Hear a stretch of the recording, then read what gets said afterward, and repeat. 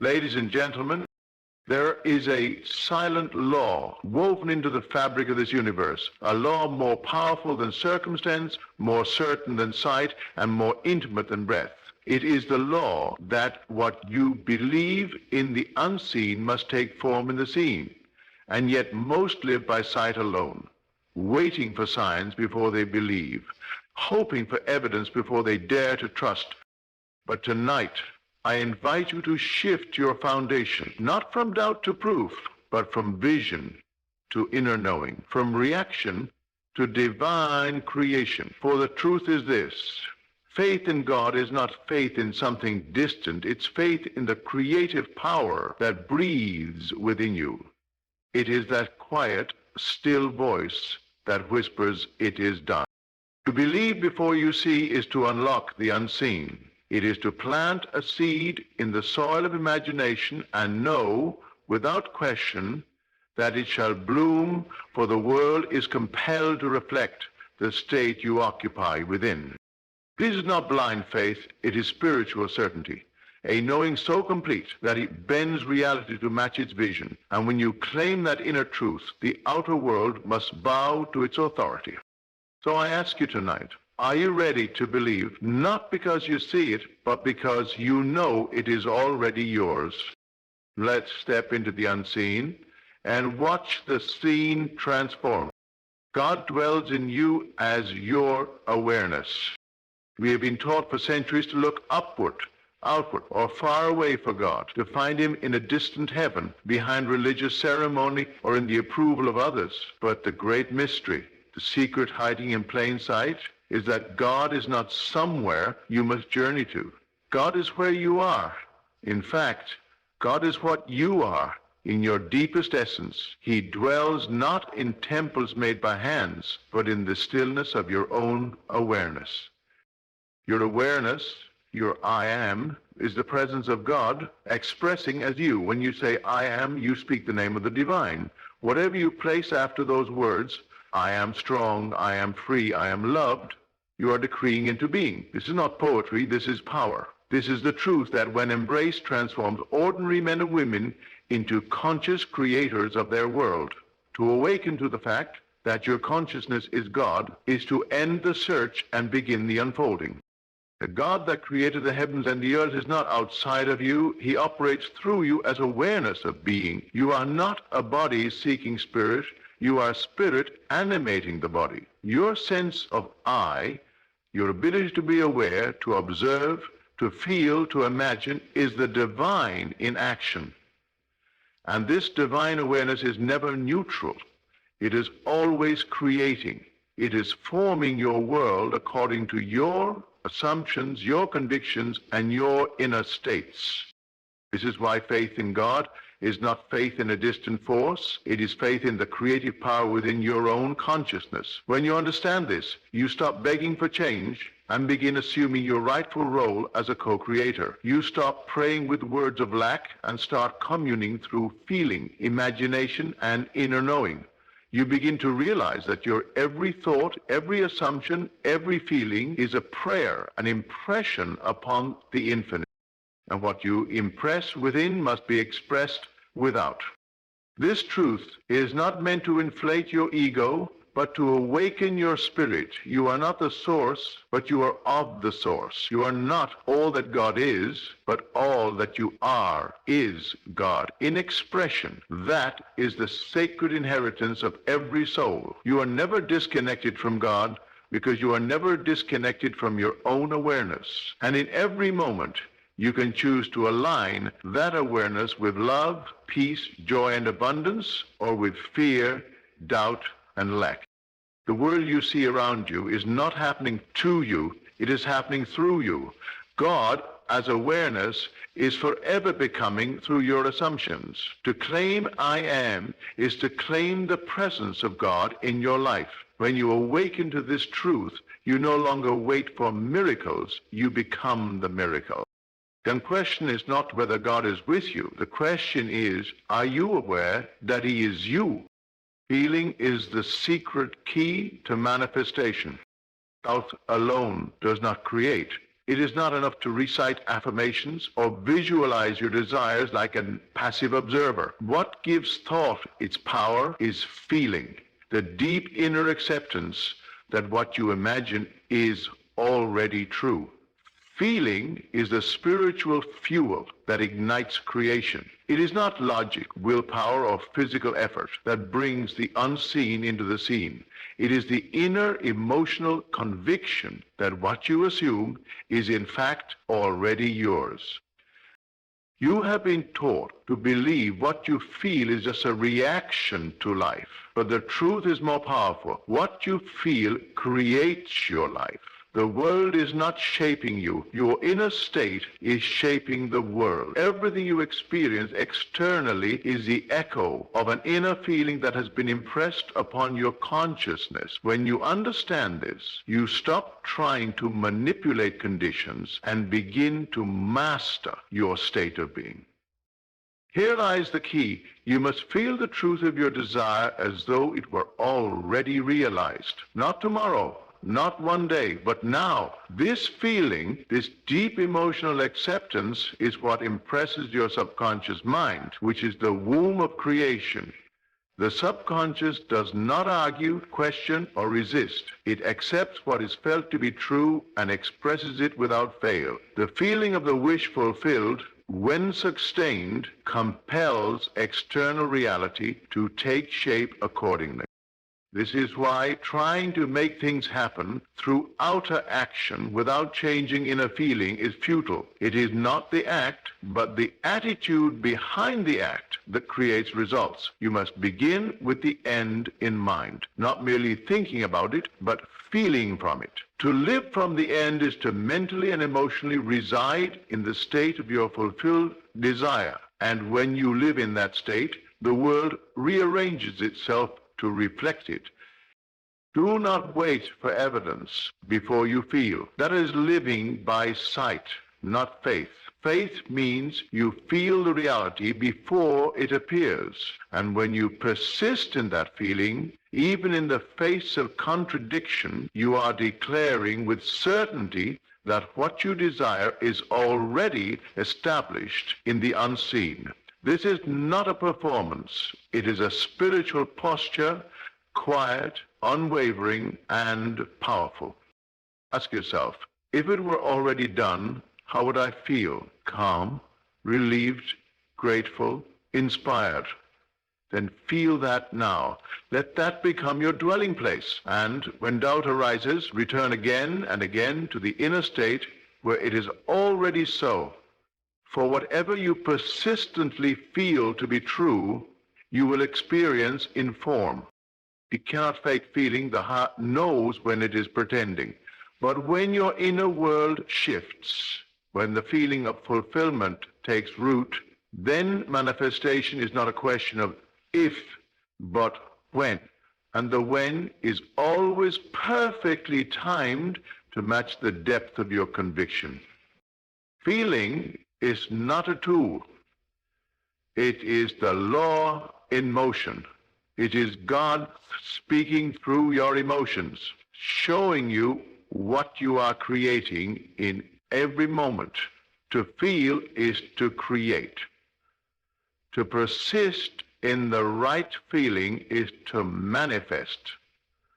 So feel it real. And watch the real world conform. Life from the end, not toward it.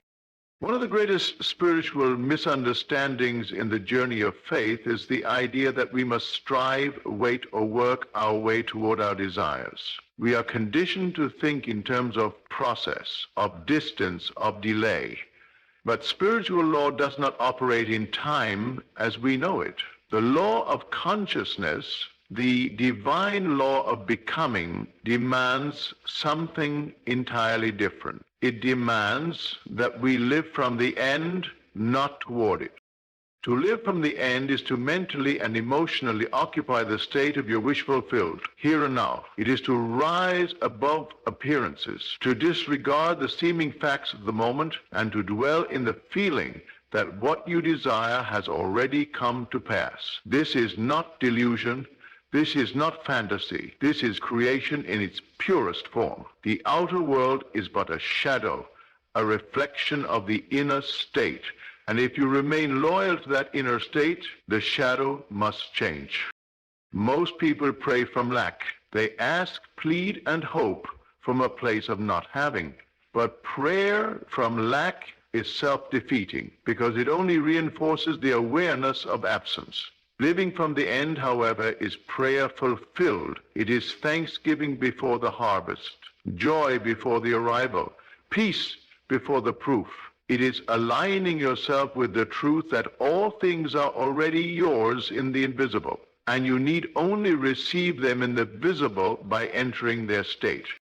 This requires boldness. It requires the willingness to close your eyes to the world around you and open your inner eye to the world you choose to create. It means that you do not wait for the relationship, the healing, the success, or the freedom before you feel secure, joyful, and whole. You feel those things now as though the outcome were already complete. You make the end real within you. And here lies the secret. When the end becomes real to you, the means unfold effortlessly. The bridge of incidents, the chain of events necessary to fulfill that inner reality, is formed and carried out by the unseen hand of life itself. You do not need to manipulate or force outcomes. You simply remain in the state of the fulfilled desire, and life does the arranging. This is why so many who live by faith seem to move through the world with ease. They are not reacting to life. They are creating from within. Let's be clear. Living from the end does not mean pretending in public or faking your circumstances. It means inwardly accepting that the desire has been fulfilled, regardless of the current scene. You might still be surrounded by the same conditions, but inwardly you walk in a different world. Your conversations with yourself change, your assumptions shift. You wake up not as someone hoping to arrive, but as someone who has already arrived. And that shift in identity changes everything. Think of it like this. The actor who plays a role does not try to become the character gradually. He assumes the character fully from the first moment. He walks, speaks, and reacts as that person would. He lives from the role. So must you take on the role of the one who has already received what they once sought. If you do this faithfully, the world will conform to your new self-concept, for it always reflects the image held within. This is not about arrogance. This is about alignment.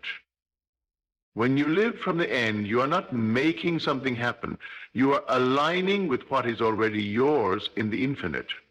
You are collapsing the illusion of time and stepping into timeless truth.